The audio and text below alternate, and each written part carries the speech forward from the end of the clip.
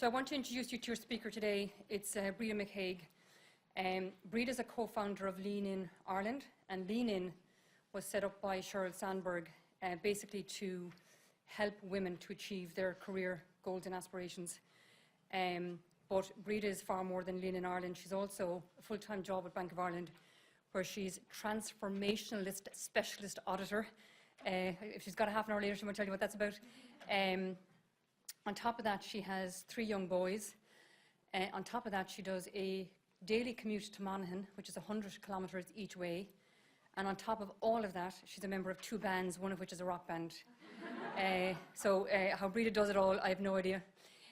So she's basically going to tell us today about the importance of diversity, and I suppose in particular the focus is gender diversity, given it's Lean in Ireland, and also about Lean in Ireland and how that works. So I'll hand you over to Breda.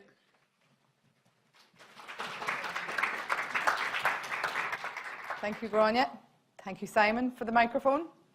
And thank you all for coming today. It's a super way to spend the lunchtime.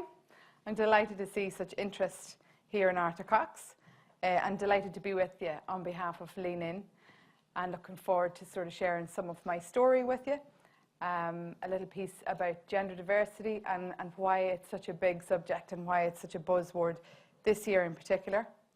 And we'll talk about Lean In, because I see we have a lot of females here, so I'm gathering there might be a lot of interest in Lean In and Sheryl Sandberg and all of that really quality stuff. So delighted, as I say, to be here with you.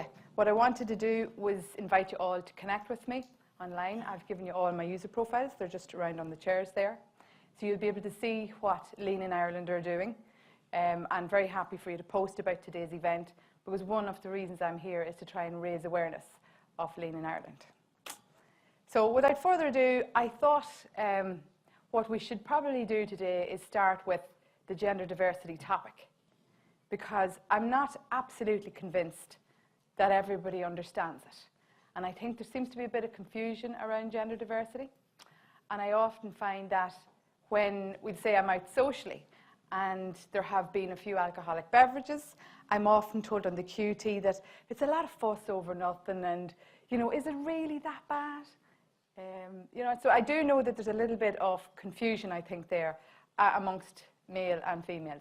So I thought we'd start there. We'll have a look at the as-is, we'll have a look at the numbers and the stats.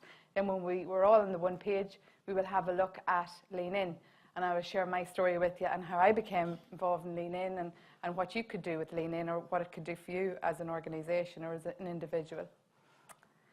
Is that okay with everyone? Yeah? All chewing away, happy out.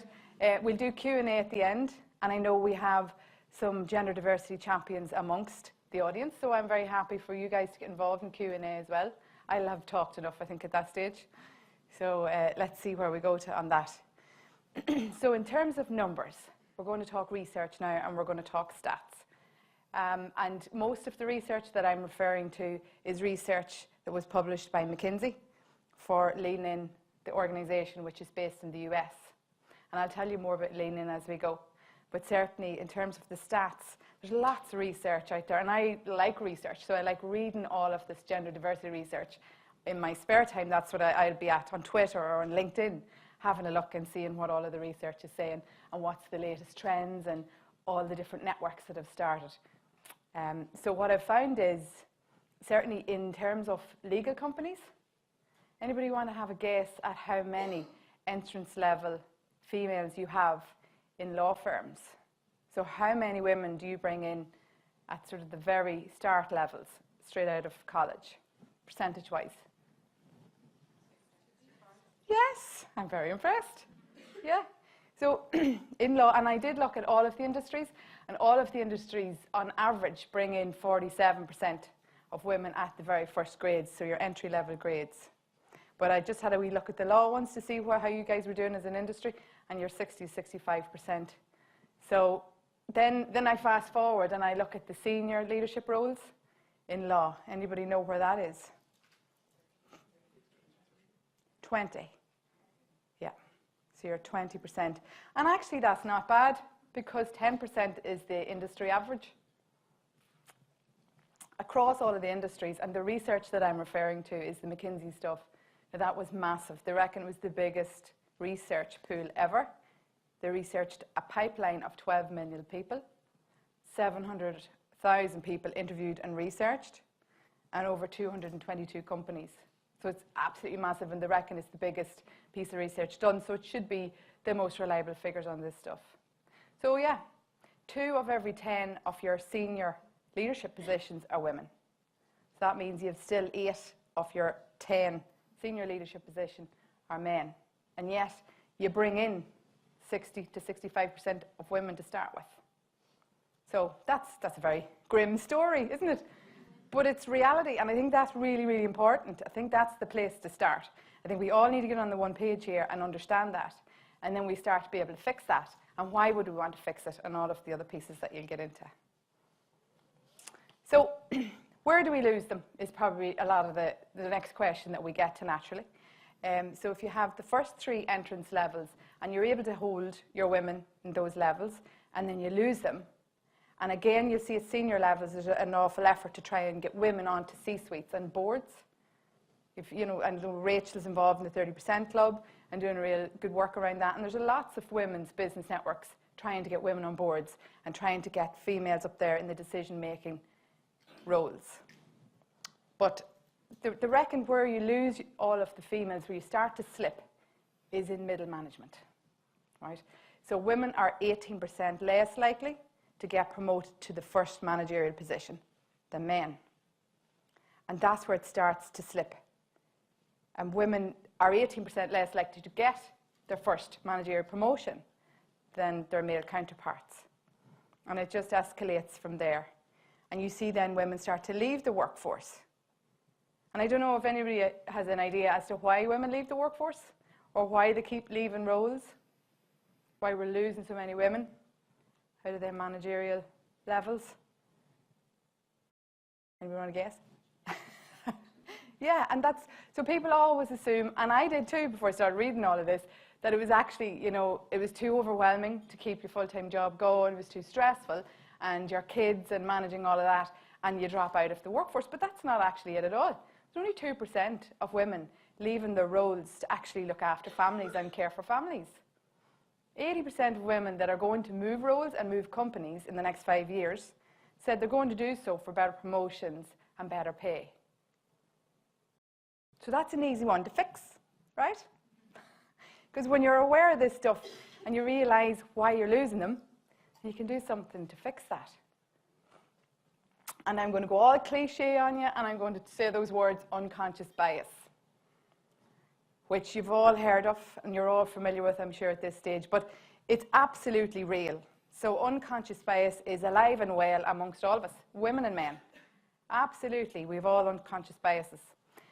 And we have to remember that if we are interviewing or we're in a position where we are making decisions on people's careers, we could have an unconscious bias at work, which could result in the way we promote people or the way we choose a promotion for the next level up.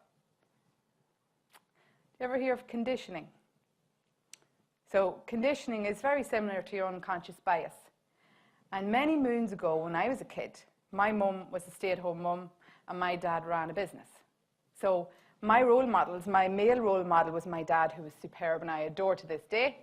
And my mum, in my view, was the person who cared for everybody around that and him. And so she was kind of the supportive gender. And I think still to this day, a lot of women and a lot of men, just that's the way we think.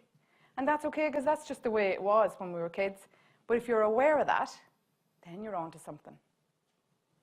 So that's why they call it unconscious bias.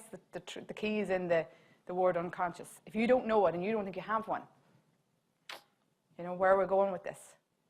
And privilege is another thing. So privilege is invisible to those who have it. That's just one for you to think about, because I think a lot of people think, oh, it's still, you know, a load of twat, yeah, whatever, it's media, it's speculation.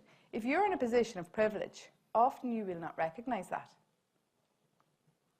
So, position of privilege, unconscious bias, and your conditioning. And all three, they're just the way we are. But if you're aware of it, then you can do something with that. So why would you want to have a gender diverse company? So let's think about the business case for this. Those three things are not that comfortable to talk about, your unconscious bias, the conditioning and all of those things. But if you don't handle them and get sort of more aware of what way you think, then you're not going to fix your gaps. So why would we want a gender diverse balance the whole way up our company at all levels? Because that's what good looks like. It's not just having 50% of women and men at senior leadership positions. What a gender balance, a healthy gender balance company is all levels the whole way up through your company. Because when you get to C-suite, and corporates are under death pressure to put females on boards, and we all have seen, discussions and debates about quotas, who wants them, who doesn't, and all of that. But if you haven't got a pool, a pipeline of strong females to pick from before you get to your C-suite positions, who are you going to put in there? And the only way to fix that is get your pipeline right the whole way up. So your pipeline is the trick here. And I think that's the key. So there's no point in us focusing on just entrance levels and then just senior levels. It's the bit in the middle.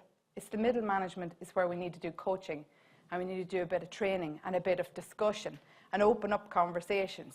A bit of transparency as well around what our numbers are. I don't know, do you guys know your numbers? Most corporates in Ireland haven't looked at their numbers. Some have, but don't want to share them. And I think, if you want to buy in as a company to get this right, then you've got to do that. You've got to understand how many women you have versus men in all of the roles, and then what you can do about it, and get everybody focused in the one direction to try and achieve that objective. So then we're going to have a look at numbers. So in terms of income, right? Because we all like to work in companies that are profitable and do well. Because normally when your company does well, it's a nice place to work and you do well out of it. Your benefits are good, your package is good, it's good on your CV, and you can retain staff. Anybody know how much it costs to lose an employee? 40% is what it's costing you to ignore this, right? So to say, we're fine, we keep going with the graduates, we take them in, we keep them for a while, and then they move on, and then we panic again come senior levels, and we try to get all of these women into boards and decision-making roles. So whilst you're doing that, you're losing people in the middle. You're losing your graduates and your starting levels who came in, and I'm sure were very career hungry, ambitious. We think about when we leave college, we were all there at one point, and we know what it's like to come out and want to make this fabulous career for yourself. Career hungry. So if you lose them, it costs you 40% of their salary. So if you have somebody on 100k and they say, I'm leaving, you're 40k down. So that's the cost, right? So that's a waste, right? Because you've trained them people up. They wanted to do well for you. They wanted to stay with you. And you've lost them. Right, so let's talk about the income. This is the bit I like. So the Fortune 500 is an indice in the US of private and public companies, and they've done a lot of research in this space. I should say it's difficult to get good Irish research, which tells you there's probably not a lot of it happening, and we're not that great in Ireland with this gender diversity piece. Europe is flying. It's sort of leading the pack, US following it, and then Ireland, we're quite low. I'll not even tell you the stats because we'll think positively. But income. So on your invested equity in a company, if you have a really healthy gender diverse balance, you will be making 53% more on your equity. Your sales and your turnover, 42% more than the companies that have not got a healthy gender diversity balance the whole way up. Now, to me, that's big money. That's a lot of money. And, when you think about it, this is easy to fix. This is a lot easier to fix than a lot of corporate issues that we have these days. This is not a big IT system that you have to put in. It's not a whole new model or a way of working. This is easy stuff. It's as simple as a bit of training, a bit of unconscious bias training, a program of some sort. It's strategy. It's getting everybody onto the one page and trying to make this company look like what good is. Because guess what? There's very few doing that well. So there's an opportunity here. Massive. And you think of the branding of that. Imagine being the best gender diverse company in Dublin, because there isn't one yet. I have looked. And there are a few companies that are trying hard to get better, and there are a few doing, bits of programs here and there, and they're getting a little bit of press over that in a positive light. But none of them can be the front runner on this yet. Because it's about, remember I mentioned the pipeline? So they're not managing that yet. And if you're the company that can sort of get this one right and win this one over, then you'll be invited to go and talk to other companies. And you'll be involved more in this whole gender diversity piece in Dublin. Wouldn't that be nice? Imagine your brand reputation there. Wouldn't it be super? And you could have whatever graduates you want. You could attract whatever graduates you want because you'd be the best in that space.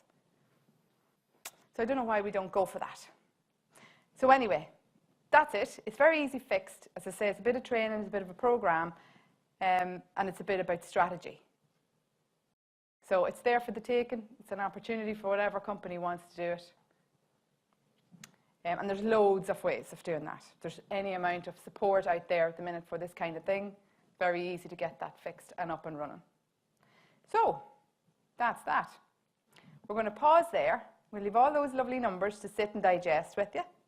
Have a think of all the money you're missing out on.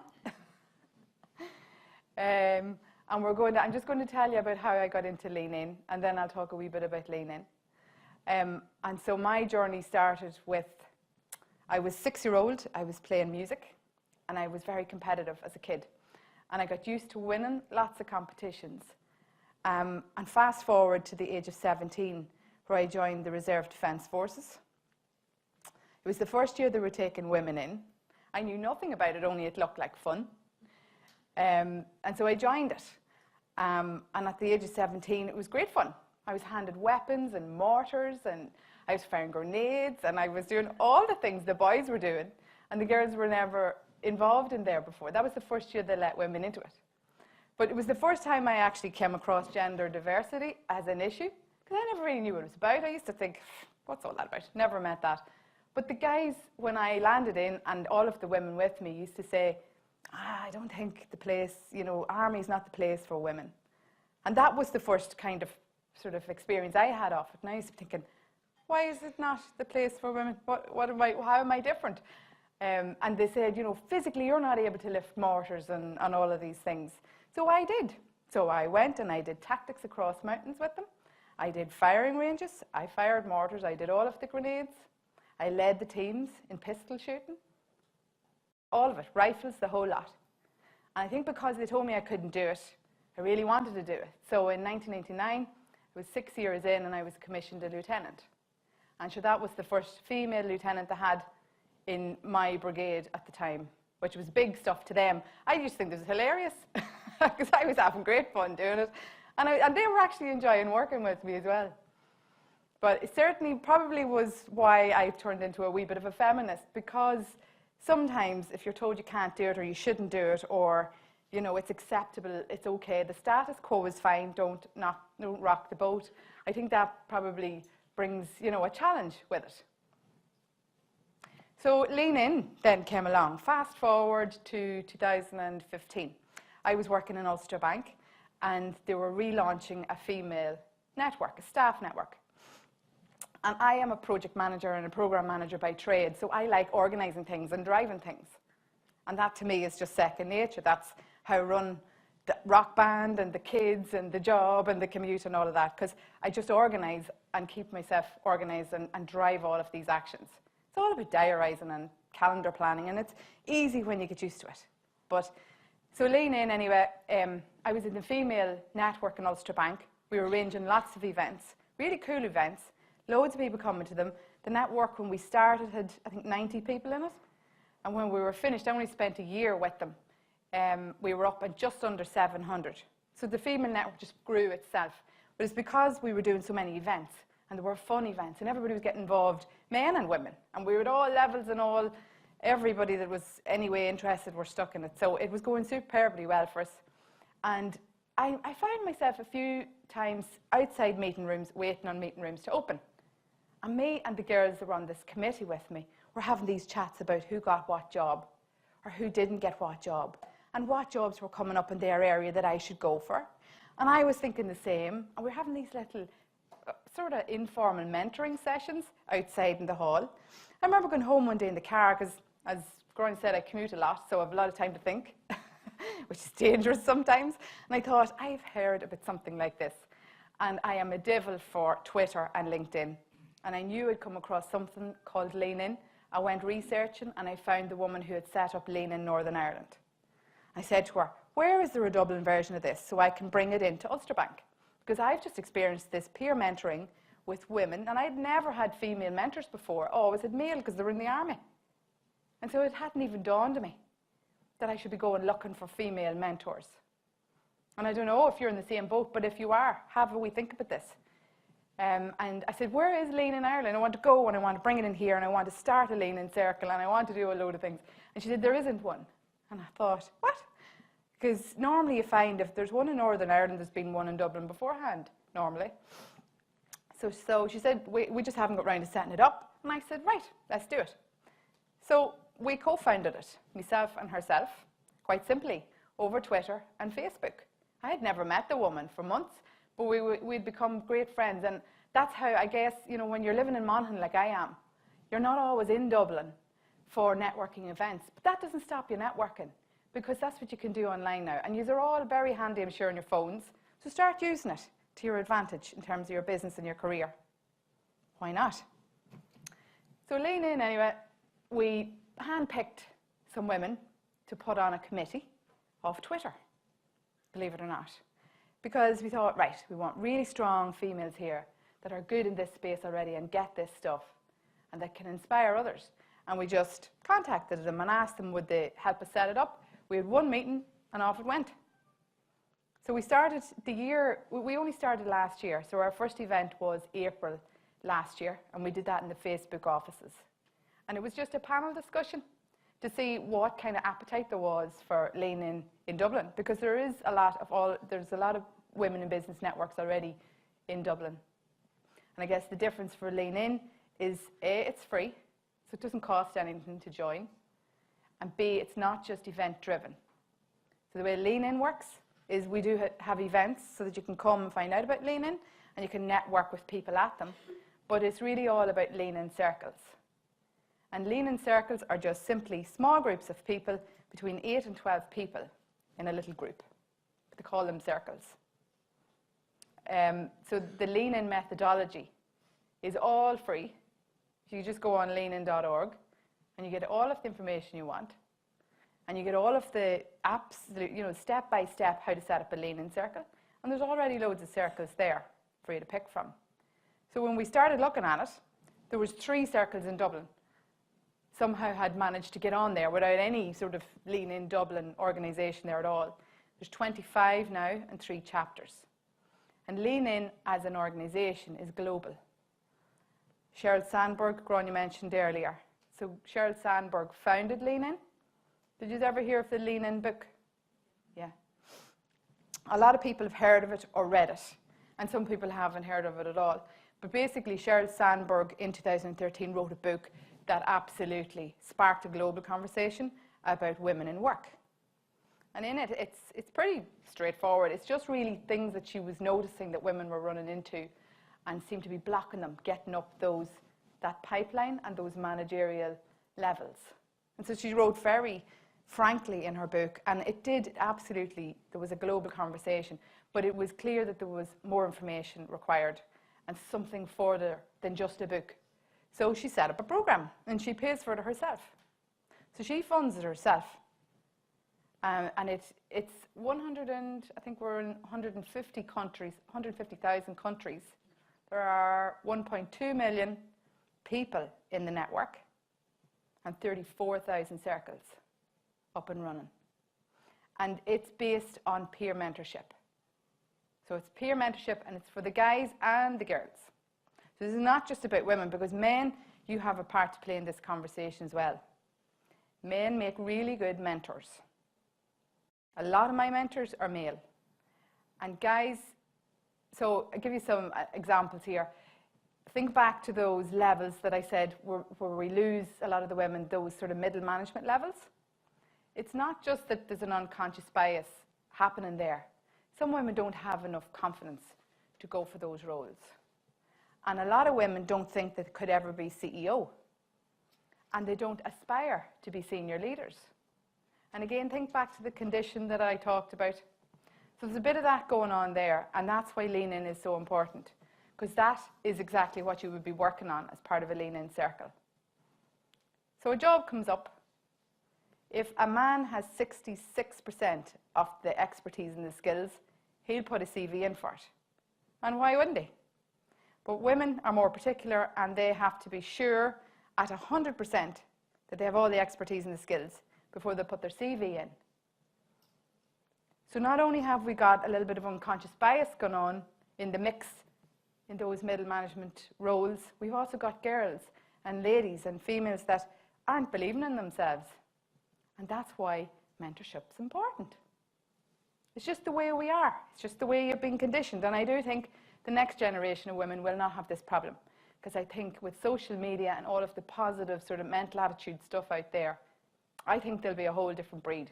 But certainly at the moment, middle management roles, why we can't get women in, is a bit off the unconscious bias piece, it's a bit of the conditioning, and it's about women that have let their dreams sit and gather dust. And I hate to see that. Because I think back where we said about those entrance levels and when you come out of college, how ambitious you were. And I don't think women should let that go. The guys don't. And why would the women? So Lean in Ireland, up and running now. Really, reason I came here today is because I want to raise awareness. And I wanted to share my story. And I wanted to share some of that gender diversity stats. I think all of that's important. It's all hand in hand. Certainly, I would encourage all of you to have a look at the Lean In website. See what you think. If you want to start a circle, go for it. All of the steps are there. And I'm happy to give you a hand with it by sort of some light touch coaching, because obviously I have a lot on my plate as well. But we just set one up there in Bank of Ireland last week. So I brought them together, and it is so easy. It's literally a diary invite. A few people, get some men involved there as well, because as I say, male mentors are very, very good. So keep them involved as well. And it's called Lean In Together. When you have the guys and the girls, it's Lean In Together, hashtag. And if you have a look on some of the hashtags that I've sent around there and some of the social media profiles, you can have a look there. You'll see loads of stuff, loads of activity going on. So that's it. So we've covered business case. We've covered sort of why things are the way they are. We've now covered my story, and we've covered what Lean In is.